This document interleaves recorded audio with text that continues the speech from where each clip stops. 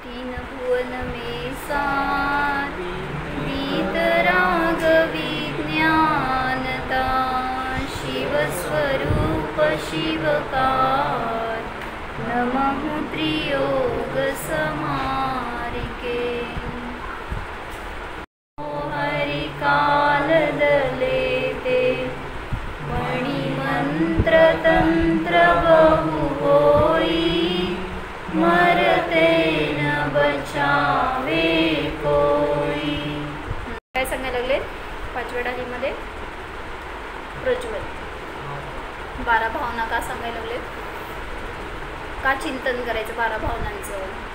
काय 12 भावना म्हणजे अनित्य भावना, अशरण भावना, म्हणजे प्रत्येक भावनेचं वैशिष्ट्य आहे, कशासाठी त्याचं चिंतन करायचं। सगळ्यात महत्त्वाचं काय सांगितलं, इन चिंतत समसुख जागे, म्हणजे ह्याच्याद्वारे ह्याच्या चिंतनाने समता भाव प्रगट होतो आणि या भावना वैराग्याला उत्पन्न करणाऱ्या असतात। म्हणून सांगितलं ज्याला कोणाला दीक्षा घ्यायची आहे, ज्याला कोणाला घ्यायची आहे त्याला असं सांगायचं, तर त्याला ह्या 12 भावनांचं चिंतन काय म्हणायचं, एक मदत करणारं आहे, स्थिरता देणारं आहे, समता देणारं आहे, एक दृढता देणारं आहे। म्हणून म्हणलं की ठीक आहे आपण लगेच दीक्षित नाही होणार, पण जेव्हा होणार आहे तेव्हा सुद्धा हे आत्ताचं चिंतन तुम्हाला तिथं कार्यकारी ठरतं। आणि इवन दीक्षाच घ्यायची असं नाही, तर महेन भैया संसार करणाऱ्याला सुद्धा स्थिरता आवश्यक आहे। त्यामुळं त्या स्थिरतेचं प्रयत्न, त्या स्थिरतेचं रिझल्ट मिळण्यासाठी म्हणून त्या भावनांचं चिंतन करायला सांगितलं। तर 12 भावना कुठल्या असतात किती माहिती आहेत? 12 मधले संयम सुरू कर, अनित्य भावना, अशरण भावना, संसार भावना, पुढं एकत्व, अन्यत्व, अशुचित्व, आश्रव, संवर, निर्जरा, लोक, बोधी, दुर्लभ आणि धर्म। हो म्हणा, 12 झाले माहिती आहे का? तर त्याच्यामध्ये आम्ही अनित्य भावना बघितली आणि अशरण भावना बघितली। काय सांगितलं होतं अनित्य भावनेमध्ये, नित्यतेचं चिंतन करा। तुम्ही करायला काय जाता, जे जे सगळं अनित्य आहे त्याला नित्य करायला जातो। म्हणजे काय, हे शरीर अनित्य आहे पण ते टिकावं, ते मरू नये, ते खराब होऊ नये, त्याला रोग होऊ नये। म्हणजे काय केलं, जे सगळं स्वभावाने अनित्य आहे त्याला नित्य करायला जातो, जे स्वभावाने खराब होणार आहे त्याला टिकवायला जातोय, पण जे नित्य आहे त्याला बघत नाही। म्हणून सांगतात आपल्याला अशांती का, दुःख का। मग मी माझं कार्य करू शकतो, दुसऱ्या पराचं तर काय मी कार्य करू शकत नाही, पण करायला जातो सगळं पराचं कार्य। कोणाचं पराचं म्हणजे कोण परद्रव्य, हे पहिलं शरीर, ह्याचं पण मी करू शकत नाही, तर ह्याच्या बाहेर आपण अजून मुलांचं करतो, पतीचं करतो, घरातल्या आईवडिलांचं करतो, घराचं करतो, परिग्रहाचं करतो, सगळ्याचं करायला जातो ना। तुम्ही करू शकत नाही, करू काय शकता, फक्त आपले परिणाम करू शकता, एवढंच तुमच्या हातात आहे। पण आपण सगळं बदलायला आणि किंवा आपल्या अनुसार सगळ्यांनी बदलावं हे आपले भाव, त्याच्यामुळं अशांती होते। म्हणून सांगताय ज्याला शांत जीवन जगायचं आहे ना, त्यांनी या वस्तू स्वरूपाचं, या भावनांचं चिंतन करणं आवश्यक आहे। पहिली भावना कुठली, अनित्य भावना। दुसरी सांगितली अशरण भावना। काय सांगते अशरण भावना, संसारामध्ये कोणीही कोणाचं शरण नाही। कोण शरण आहे, 4 शरण आहेत। कोण, चत्तारी शरण म्हणतं ना, कोण 4 शरण, अरिहंत, सिद्ध, साधू आणि जसं असेल तसं। तर अशरण भावना काय सांगते की जगामध्ये अन्य कोणीही शरण नाही, ज्याची कोणाची तुम्ही शरण घ्यायला जाता ते निमाने सोडायला लागतं तुम्हाला त्यांची शरण। म्हणून एक सांगितलं आपला आत्माच शाश्वत शरण आहे, ज्याला ती शरण समजली तर त्याला इतर जगामध्ये कुठलंही आश्रय शोधायला जावं लागत नाही। मग आपल्याला कधी शरण भासते, कधी काय म्हणायचं, शरण कधी शोधतो आपण किंवा कधी गरज पडते आपल्याला आश्रयाची? संकटामध्ये. अजून बरोबर. अजून का संकटामध्ये का शरण शोधतो? तरी पण मी म्हणते तुम्ही कॅपेबल असला तरी सुद्धा तुम्ही कधी अस्थिर होतात, दुसऱ्याच्या आधारे जातात. अज्ञान. बरं. अजून कधी आपण दुसऱ्याला शरण म्हणून त्यांच्या आश्रयाला कधी जातो, म्हणजे का जातो किंवा कशासाठी?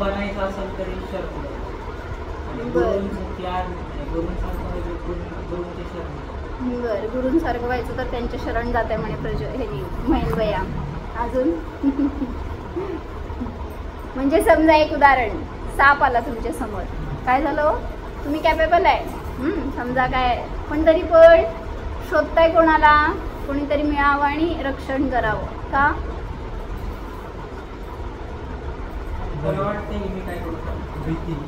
हा, भीती. का भीती तेच विचारायला मी. भय पण का?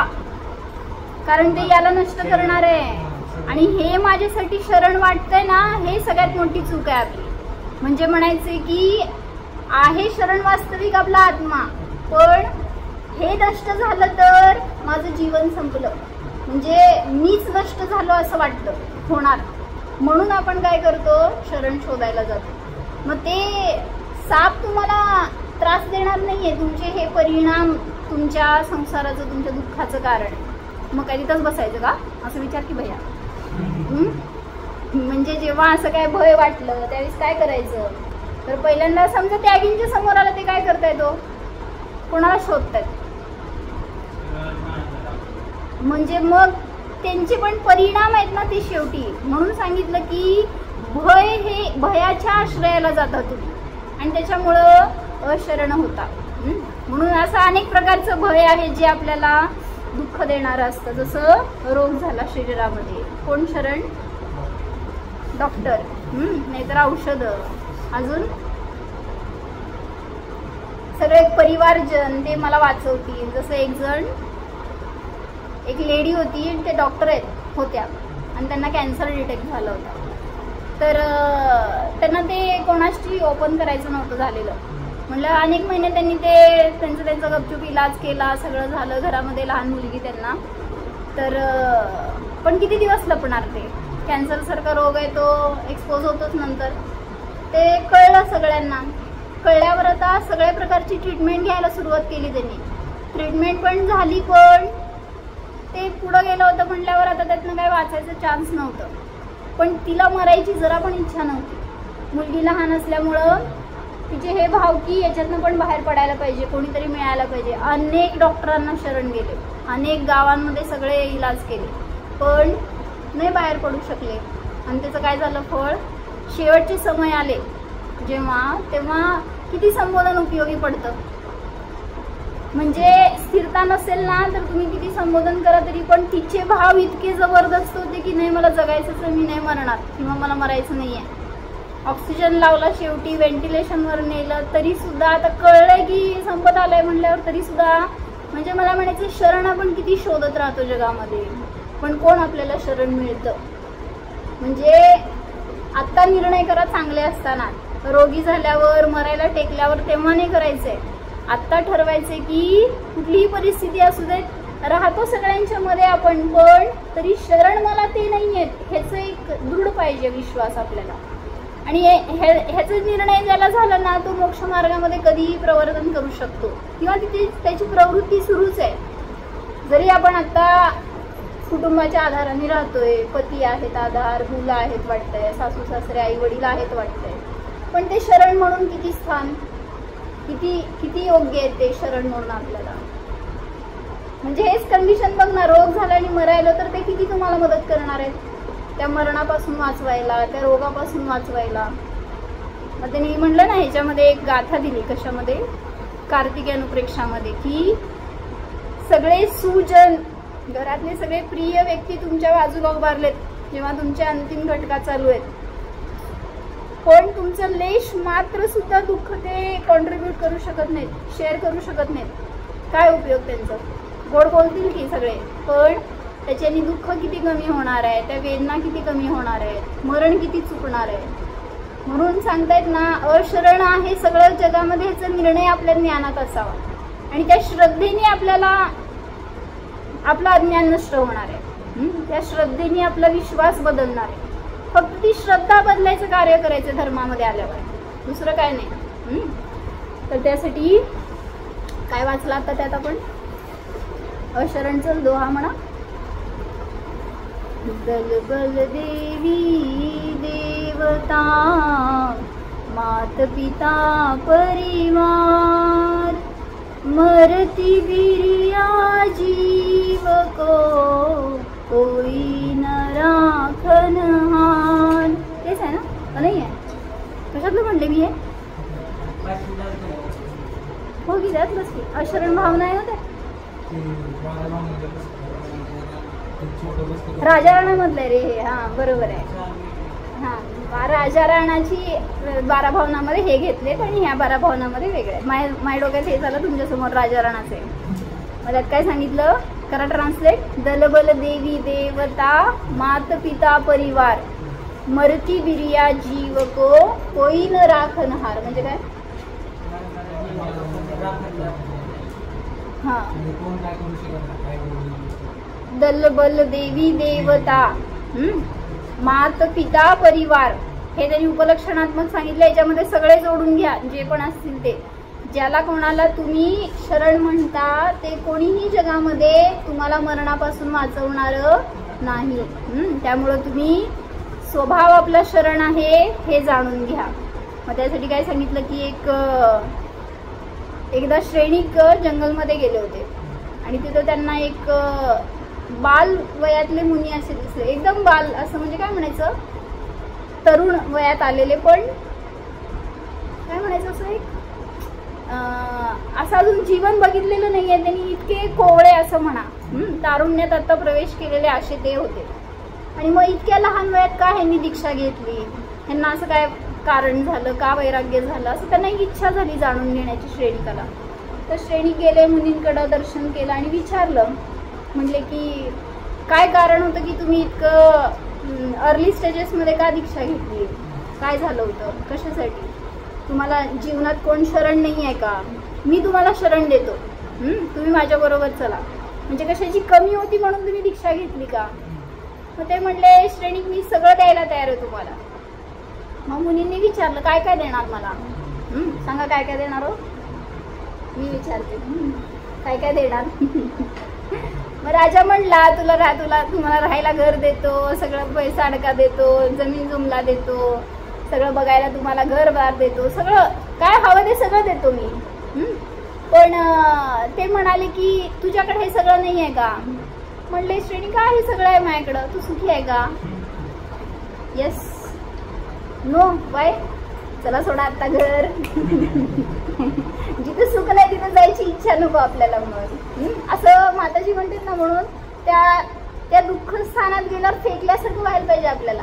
काय इथं आपण रमतो, जरी तिथं राहावं लागतं आपल्याला तरी त्याच्याबद्दल किती काय म्हणायचं, किती असं तुटल्याची भावना किती असती, नको आपल्याला इथं नाही राहायचं। जसं माहेरी गेल्यावर किती आनंदाने राहता, सासरी गेल्यावर किती आनंद असते सांग, असते का खरंच? म्हणजे जसं आपल्याला माहेरी राहावं वाटतंय, सासरी राहायला नको वाटतंय ना, तसं सांगताय कुठलंही स्थान असू दे, जिथं मोही आहे तिथं ते सगळं आपल्यासाठी अस्थानच आहे, ते शरणभूत नाही। तर मग राजाने म्हणलं की मी सगळं देतो तुला, पण ते राजा काय म्हणले की ते सगळं असताना सुद्धा तुला सुख नाही आहे, तर मला कशावरून सुख मिळणार? मग श्रेणिकाने विचारलं काय कारण आहे की तुम्ही दीक्षा घेतली? तर त्यांनी त्यांची स्टोरी सांगितली होती बरं का, की ते कौशांबी नावाचं नगर होतं आणि त्या नगराचा राजा होता, त्यांची हे एकुलते एक मुलगा होते, राजपुत्र। आणि त्यावेळेस त्यांना संसार करायची इच्छा नव्हती, वैराग्य असं जन्मदा संस्कार असे होते बालपणापासून की इच्छा नव्हती त्यांना संसार करायची।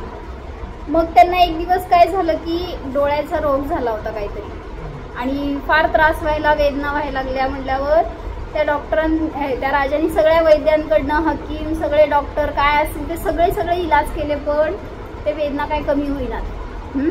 आणि मग शेवटी काय झालं की त्यांना त्या वेदनेतनं बाहेर पडायचं, तर त्यांनी स्वतः उपाय शोधला राजपुत्रांनी.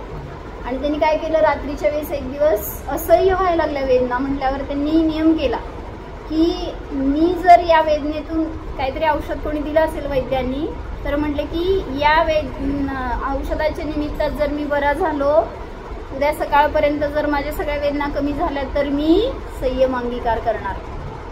म्हणजे पुन्हा या डोळ्याचा वापर मी कधी 5 पाप करण्यासाठी करणार नाही. म्हणजे ज्याचा वापर आपण योग्य करतो ते खराब होत नाही कधी, त्याचा कधी त्रास होत नाही, रोग होत नाही. मग त्यांनी असा निश्चय केला की मी या रोगातून बाहेर पडणार, तर या डोळ्यांच्या द्वारे हिंसा, झूट, चोरी, कुशील, परिग्रह कुठल्याही संसारिक क्रियांमध्ये अडकणार नाही, तर मी जिनदीक्षा धारण करणार. असं रात्रीतनं नियम केला की सकाळी त्यांचे डोळे बरे झाले. असं असतं संयमाची महिमा, माहिती आहे का? म्हणजे आपल्याला कधी काय झालं ना त्रास, आपल्या कॅपॅसिटीनुसार संयम घ्या, जेणेकरून की आता म्हणलं ना, म्हणून की तुम्हाला पोट दुखायला, त्रास व्हायला समजा, तर तुम्ही रात्री म्हणू शकता की उद्या सकाळपर्यंत मी 4 प्रकारच्या आहारांचा त्याग करतो या रोगाचं प्रायश्चित्त म्हणून. बघा की बरं होत असतं. म्हणून काल परवाच वाक्य काय सांगितलं जिजूबाईंनी, म्हटलं जिनधर्म सायंटिफिक आहे एकदम. तुम्हाला तत्व पण सगळं सायंटिफिकच असतात, आणि क्रिया पण त्यात सगळ्या जे काही सांगितलं सगळ्या अशाच वर्णन केलेलं आहे, ज्याला काहीतरी लॉजिक असतं, ज्याला काहीतरी सायन्स आहे मागं. मग आपण त्या असंयमामध्ये जातो, त्यामुळंच तर दुःख भोगतो. मग त्यांना सांगितलं, त्यांनी नियम केला की जर उद्या सकाळपर्यंत माझा रोग बरा झाला, तर मी संयम अंगीकार करणार. काय संयम? तर झालं तसंच की सकाळी तो निरोगी झाला आणि त्यांनी जिनदीक्षा घ्यायचा निर्णय केला.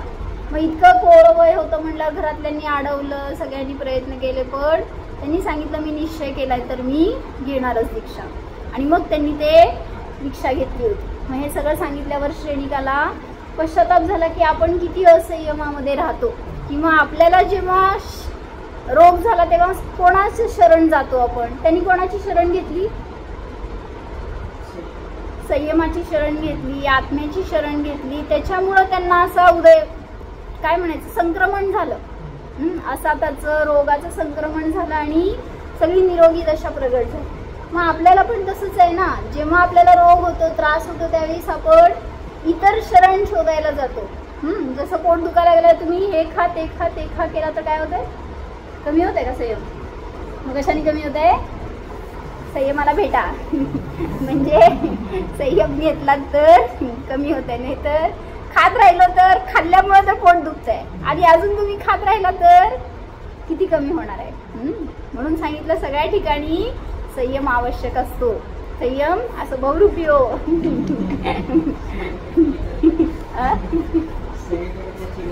सगळीकडे संयमाची गरज आहे. तर ते एका वक्त्याने असं घटवलं होतं की आपल्याला दर्शना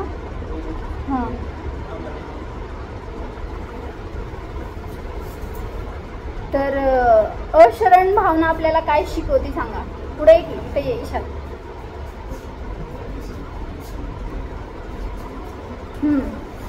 अशरण भावना आपल्याला काय शिकवते महेंद्रया? म्हणजे समजलं आपल्याला अशरण भावनेत काय सांगायचं आहे, तर त्यातून आपल्याला काय शिकायला मिळतं ते सांगा. बर, शरण माझ्यासाठी माझा आत्मा आहे. अजून म्हणजे सांगितलं निरालंबन शिकवते. दुसऱ्याच्या आलंबनाची मला गरज नाहीये, जाऊ नका त्या आलंबनामध्ये. अजून असा एक विचार करून बघा की शरण आपण जेव्हा दुसऱ्याला बघतो किंवा कोणी शरण नाहीये हे जेव्हा आपल्याला भासित होत आहे, त्यावेळेस त्यातून आपल्याला काय शिकायला मिळतं?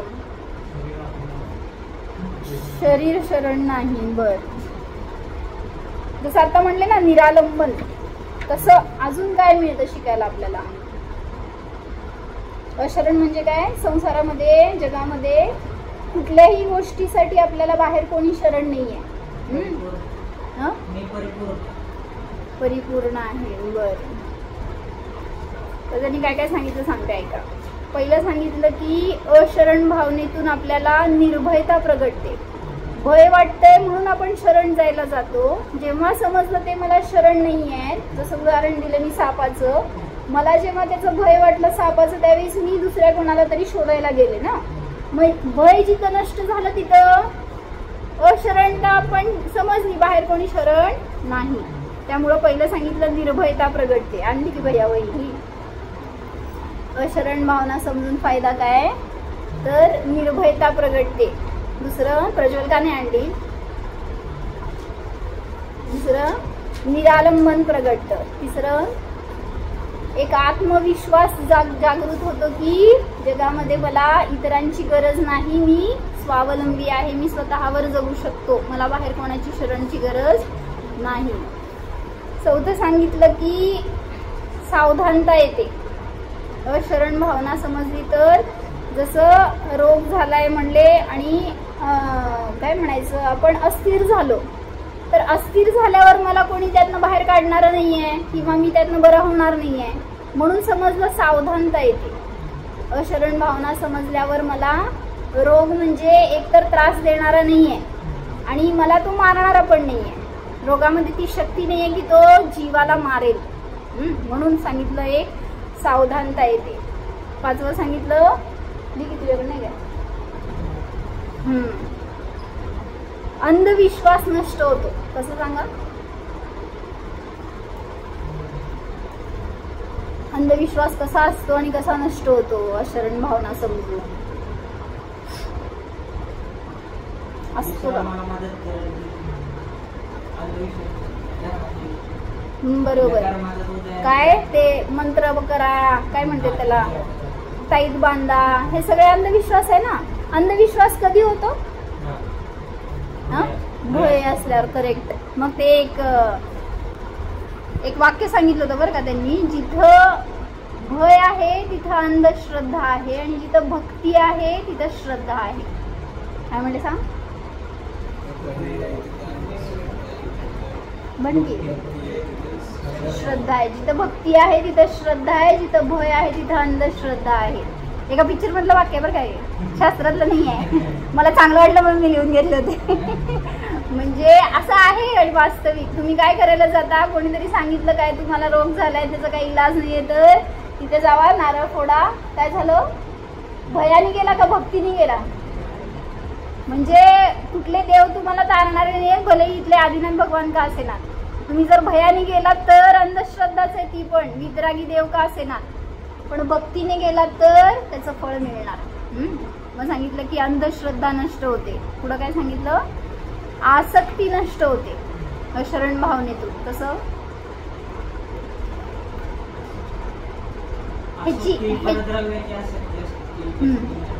मग अशरण भावनेतून कशी नष्ट होते. हा, मग आसक्ती कशाची आहे, स्वतःची सोडून बाकी सगळ्याची आसक्ती आहे आणि ते दूर होणार, नष्ट होणार, ह्याच्यासाठी आपण शरण शोधतो. म्हणून सांगितलं जेव्हा अशरण भावना समजते त्यावेळेस मला कोणीही जगामध्ये माझ्या मोहाचं कारण नाही आहे किंवा मी कोणावर मोह करणं योग्य नाही हे समजतं. तर ज्याचं मरण येणार आहे त्याला कोणी वाचवू शकत नाही आणि जो नाही मरणार त्याला कोणी मारू शकत नाही. काय म्हणले सांगितलं, जे मरणार आहे त्याला कोण वाचवणार नाही आणि जो जगणार आहे त्याला कितीही प्रयत्न केले तरी कोणी मारू शकत नाही.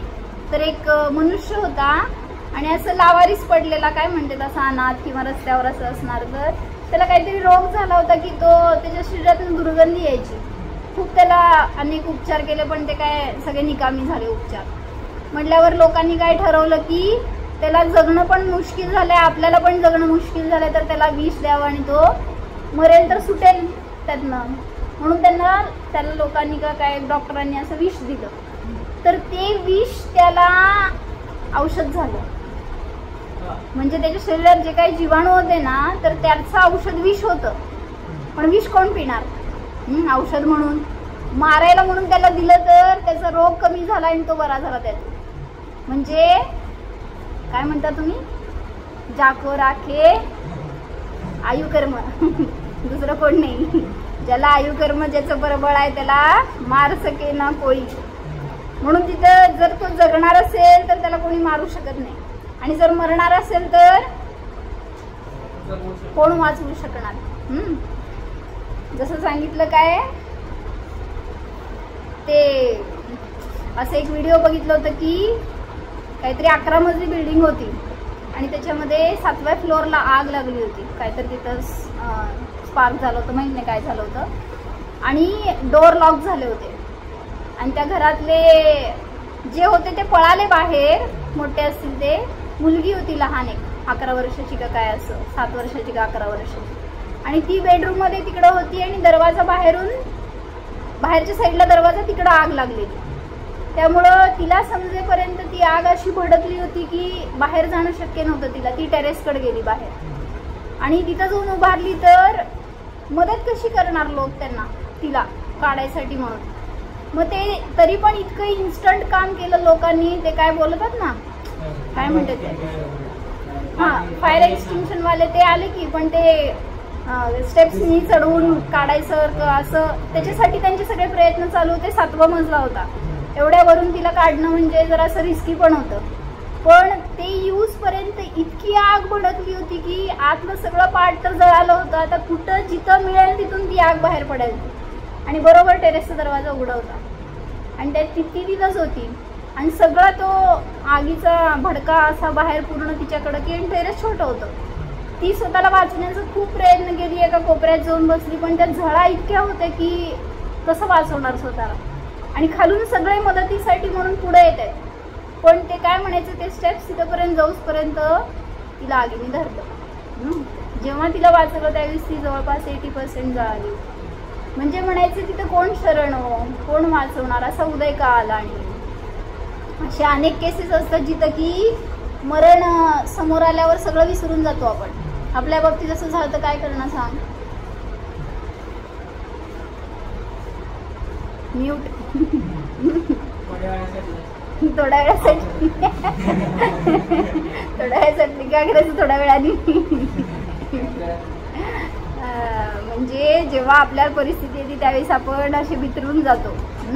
किंवा असं सांगितलं की एक 3 वर्षाचा मुलगा होता रशियामध्ये, आणि आता ह्याच्या कोरोनाच्या पिरियडमध्ये सगळीकडे लॉकडाऊन होतं आणि त्याला 3 वर्षाच्या तेवढ्या लहान एजमध्ये 2 हार्ट अरेस्ट, काय कार्डियक अरेस्ट झाले होते.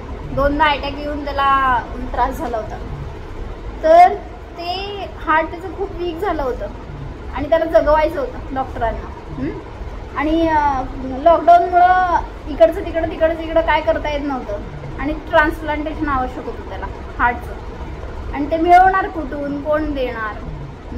तर ते त्यांनी फार ठिकाणी चौकशी केली, सगळीकडे विचारलं, तर ते मिळेपर्यंत म्हटल्यावर त्याला जगवायसाठी त्यांनी काहीतरी मेकॅनिकल इक्विपमेंट जोडलं, त्याला काय म्हणायचं, आर्टिफिशियल ब्रिदिंग सुरू केलं त्याचं. आणि तेवढ्यावर तो जगत होता, पण तरी ते काय फार काम करणारं नव्हतं, त्याला आवश्यक होतं सर्जरी करायची.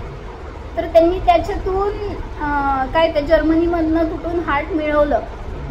पण ते यायचं म्हणजे पण सगळे ब्लॉक्स होते, काय म्हणायचं ते कोविडमुळं ते कुठून इकडून तिकडून काय ट्रान्सफर करू देत नव्हते.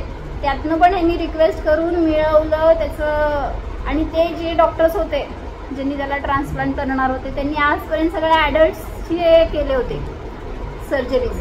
पण ते इतका लहान मुलगा आणि ते आणलेलं पण त्याला बघायचं, त्याला काय ते ट्रान्सप्लांट केलं तरी त्याचं किती यूज होणार, हे सगळं त्यांच्यासाठी पण प्रश्न होता.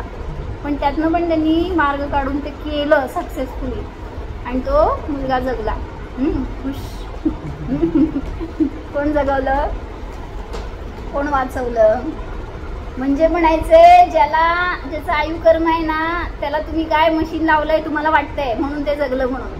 ते आयुकर्म नाही संपलं तर तुमचा हार्ट बंद पडला तरी जगतंय बिचारा माणूस, माहिती आहे का.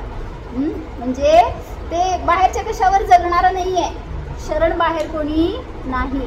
पण ह्याचं अज्ञान असतं त्याच्यामुळं आपण समजून घेऊ शकत नाही. असंच एक झालं होतं ना मध्ये पण काही इन्सिडन्स की बेंगलोर टू चेन्नई ते हार्टचं ट्रॅव्हलिंग केले होते. हां 4 तासात काहीतरी नेलं. किती आहे बेंगलोर चेन्नई डिस्टन्स? 4 तास काहीतरी आहे असं मी ऐकले. तर ते बाय प्लेन 4 तास लागले त्यांना. हां तेच की ॲम्ब्युलन्सनी नेलं तिथंपर्यंत एअरपोर्टपर्यंत आणि तिथून नेलं ते चेन्नईला. तर म्हणजे तिथं मनुष्य जो होता त्याला ट्रान्सप्लांट करायचं होतं ते हार्ट. आणि जेव्हा हार्ट काढलं त्याच्यानंतर 4 तासच ते वर्किंगमध्ये असते. ते पण त्याच्या काय म्हणायचं त्याला सुटेबल दिलं तरच, त्याचं मीडिया असेल तरच. ते 4 तासात तिथंपर्यंत पोहोचणं इम्पॉसिबल होतं. पण ते झालं. त्याचं भरपूर व्हिडिओ पण आले होते, न्यूज झाली होती. असं म्हणजे मला म्हणायचं आहे कोणाचं हार्ट कोणाला मदत झाली म्हणतोय आपण. शेवटी ते हार्टवर जगतोय. असं जगताय ना हार्टवर का नाही? है क्या हार्ट आपके पास? म्हणजे त्याच्यावर जगतो असं वाटतंय. हमारा दिल हमारे पास है क्या? नाही आहे त्याच्याशिवाय जगत नाही असं वाटतंय आपण. त्याच्यावर जगणार आपण नाही. आणि त्याला ते झालं सर्जरी. त्याच्यामध्ये सगळ्यांना असं वाटलं, सगळ्यांनी काय केलं, डॉक्टर्समुळं वाचला. परत ते सगळे ट्रॅफिक पोलीस होते त्यांनी वाचवलं. परत ते ॲम्ब्युलन्सवाला त्यांनी वाचवलं. किती जणांनी वाचवलं? कोणामुळं वाचला? सगळे उपचार आहे. शेवटी त्याचा आयु प्रबळ होतं तर त्याच्यामुळं तो वाचला. म्हणजे बाहेर कोणी शेवटी शरण नाही हे सांगतायत. आणि मरणार असेल तर तीर्थंकर काय म्हणलं ते चक्रवर्ती नारायण प्रतिनारायण किती बळ आहे. जसं म्हणलं कृष्ण आणि बलदेव यांच्या डोळ्यासमोर कोण मेले? त्यांचे आई वडील. आणि सगळी प्रजाच की द्वारका जेव्हा जळली त्यावेळेस काय झालं, सगळे समोर भस्म व्हायला लागलेले दिसत होते पण कुठं वाचवू शकला तो. त्यांनी काय म्हटले दोघं भाऊ की आम्ही वाचवणार आमच्या आई वडिलांना. वाचवू शकता धर्म शिकवला तर सगळ्यांना वाचवू शकता. काय प्रज्वल? दोघं भाऊ काय करायचं? आई वडिलांना त्या संसाराची आग आहे आग असं वाटतं का आपल्याला? काय करायचं? दोघं बहिणी मिळून आई वडिलांना धर्म शिकवा तर ते वाचणार. त्याच्याशिवाय धर्माशिवाय कोण कुठं रक्षाने उलट त्या आगीत असं जळायला लागलोय आपण तिथं वाटत नाही. आग म्हणजेच आग वाटते. संसार म्हणजे आग वाटते का भैया? आपण पण जळतो त्यांना पण जाळतो. तर त्यावेळेस त्यांनी दोघांनी एवढे प्रयत्न केले की त्यातनं त्यांना बाहेर ओढून काढायसाठी. म्हणून नाही आमचं इतकं बळ आहे की आम्ही आई वडिलांना नाही जळू देणार नाही. ते रथात घातलं त्यांना. रथ ओढायला लागले तर ते रथाचं चाक अडकलं खड्ड्यात. आता त्या काही चक्रवर्तीचं त्या कृष्णाचं काही बळ कमी होतं का? पण चाक सुद्धा उचलून काढू शकला नाही तो त्यातनं. परत बलराम सुद्धा काय म्हणायचं शक्तिशाली. त्यांनी काय केलं, त्या द्वारकेच्या जे वेशीचे वॉल्स होते ना त्याला भगदाड पाडलं असं मोठं. आणि समुद्राचं पाणी आत घेतलं. सगळं समुद्रात होतं ना, द्वारका बेट होतं. तर ते पाणी सगळीकडनं आत येऊन ते आग विजावी म्हणून. पण ती उलटा आग काय झालं भडकली त्या समुद्राच्या पाण्याने म्हणा पसरती अशी उलटा अजून थोडं हानी झाली. पण काही करून ते असं त्यांच्या डोळ्यासमोर ते रथ जळायला लागला. ते आई वडील जळायला लागले. शेवटी आई वडिलांनी सांगितलं की त्याच्यातून कोणी वाचणार नाही. हे भगवंतांचं वचन आहे. तुम्ही दोघंच फक्त बाहेर पडू शकणार आहे तर तुम्ही जावा. म्हणजे म्हणायचं की शरण कोण वाटलं हो तिथं? असतं कोण शरण? म्हणजे बाहेर कोणी कोणाला शरण नसतं, नाही, नसणार, कधी नव्हतं आधी जगामध्ये सुद्धा. त्यामुळं जेव्हा समजेल तेव्हा तरी स्वतःचा उद्धार करण्यासाठी म्हणून प्रयत्न करणं आवश्यक आहे. मनुष्यांचं हे सगळं बघतोय आपण. तिर्यांच्यांना कोण शरण आहे हो? किती प्रत्येकाला प्रत्येक वेगळ्या प्रकारचं दुःख आहे. भलेही ते सबल असू देत नाही तर निर्बल असू देत. जसं ते सिंह होता, ते सिंहाला त्या काय म्हणायचं सर्कसवाल्यांनी पकडून नेलं आणि लहानपणापासून तिथं वाढवलं. त्या हंटरवर त्याला शिकवलं सगळं. शक्ती नव्हती का त्याच्यामध्ये? सिंहामध्ये शक्ती असती का नाही? मग त्याला ते त्याच्या इशाऱ्यावर नाचवत होते. म्हणजे समोर उभारलेला तो मनुष्य एवढासा, पण त्याचं स्वतःचं बळ विसरलं त्याने. आणि जेव्हा तो काहीतरी कारणाने पळाला त्या सर्कशीच्या टीम मधनं आणि जाऊन त्या जंगलामध्ये शिरला, तर जंगलात त्याला स्वतःचा शिकार करायला येईना. का? शक्ती नव्हती का त्याच्याकडं? कलाच नव्हती ना तशी. आणि ते काय म्हणायचं, स्वतःला असंच समजून बसला होता की मी म्हणजे गाढवासारखा आहे. तिथं जे गाढवा असतील ना तशा त्यांच्यासारखं बघून बघून मी पण तसाच. हे एक माइंडसेट झालं ना की मग पुढं काय तुम्ही पुरुषार्थ करू शकत नाही. म्हणून त्याला कोणी दुर्बळ बनवणारं नव्हतं, त्यांनी स्वतः बनवलं स्वतःला. असं पशूंचं तर किती दुःख आहे, किती त्यांना संकट आहेत. मग अशा गतीला जायचं का आपल्याला? मग कशी टळणार गती ती? फक्त नाही म्हणून तर चुकणार नाहीये. मग कसं टळणार तिर्यंची गती? इथून मरून तिर्यंच्यात जाऊ शकतो बरं का. मग कसं नाही जाणार? सम्यक दर्शन एकच उपाय आहे, त्याच्याशिवाय इतर काय नाही. कशाला म्हणायचं सम्यक दर्शन? सम्यक दर्शन कशाला म्हणायचं? माझे 2 भाचे आहेत, एकाचं नाव सम्यक आहे, दुसऱ्याचं नाव दर्शन आहे. असं जोडायचं आणि सम्यक दर्शन करायचं का? म्हणजे काय? हा, मग ते केलं का आपण? ते आवश्यक आहे ना. भेद ज्ञान कसं करायचं हे पण सगळ्या शास्त्रात आपल्याला तेवढंच शिकायचं की लय यायला पाहिजे असं नाही आहे. थोडं येऊ देत, पण त्यातनं पण मी जीव वेगळा आहे एवढंच शिका. आणि तेवढ्याच 5 मिनिटं बसता ना मंदिरात, किती वेळ बसता? असं आला की असं गेलेलं दिसतं मला. किती वेळ बसतो भैया? संयम किती वेळ बसतो ऋषभ? ध्यानाला द्या की वेळ. जाऊ दे दुसरं काय करत नाही तुम्ही, तर मंदिरात आल्यावर तेवढंच वेळ. किती वेळ ईशान करा, त्याच्याने मिळणार आहे सगळं आपल्याला. संसार सोडून द्या म्हणत नाही तुम्हाला, ते पण करणार तुम्ही, पण जेवढा वेळ मिळणार त्याच्यामध्ये ध्यानासाठी उपयोग करा. त्याच्याने आपल्याला बाकीच्या क्षेत्रात पण तुम्हाला सगळीकडे फायदा आहे त्याचा, पण आपण ते नाही समजून घेत. म्हणून काल मला एकाने फोनवर विचारलं होतं की म्हणले त्यांना शारीरिक त्रास आहे. इतक्या हुशार आहेत त्या, इतक्या टॅलेंटेड आहेत की म्हणजे त्यांना त्या रोगातून आता बाहेर पडता येणार नाही आहे. मग त्यांना सांगितलंय डॉक्टरांनी की तुमचं हे पार्ट शेवटपर्यंत चांगलं राहणार आहे, बाकीचे ऑर्गन्स वगैरे सगळे डॅमेज होऊन जातील, पण एक पार्ट तुमचं चांगलं राहणार आहे. तर त्यांनी त्याचा उपयोग मी आता फक्त धर्मासाठी करणार एवढंच त्यांनी ठरवलं.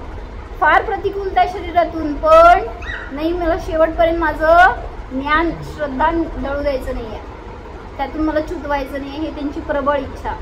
त्यांनी मला विचारलं फोनवर की म्हणले मला करायचं आहे ध्यान, पण मी कसं करू मला सांगा.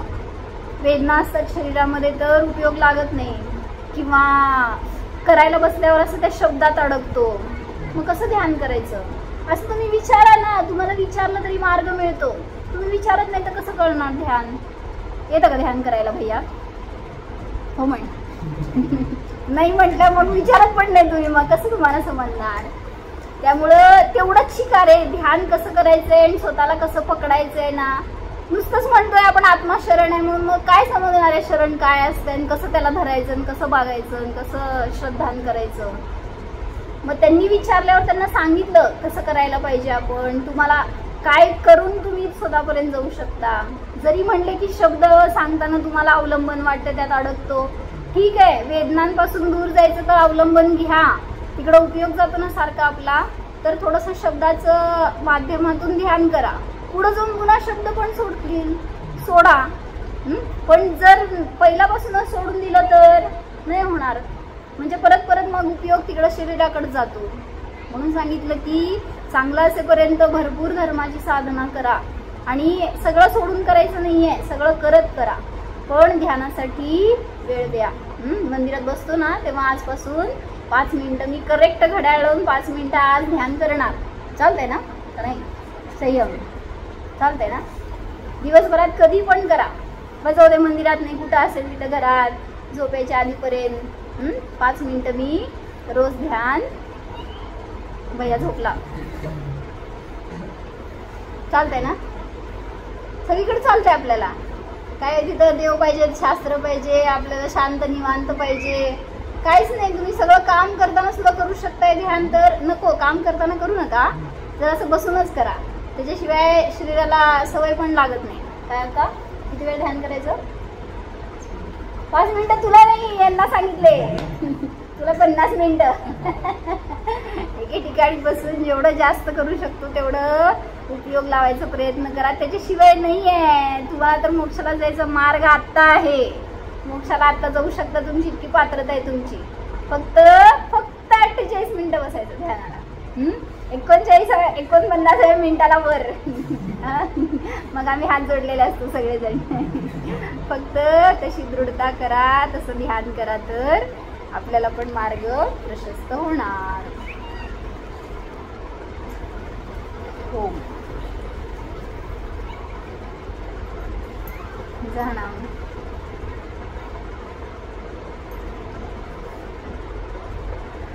हा मी शरीरापासून भिन्न शुद्ध आत्मा आहे.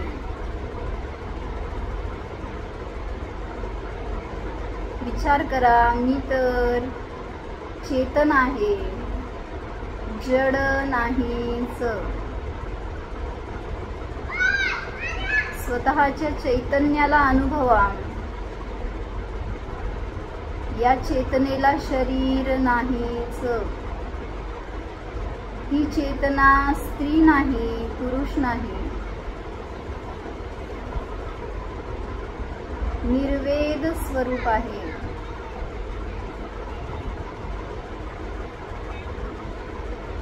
या चेतनेला बाह्य कोणीही शरण नाहीच.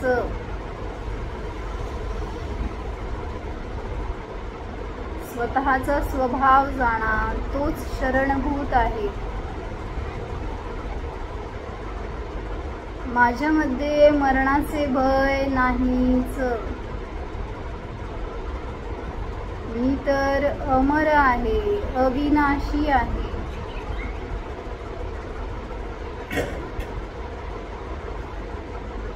मी जीवच आहे, श्रद्धान करा.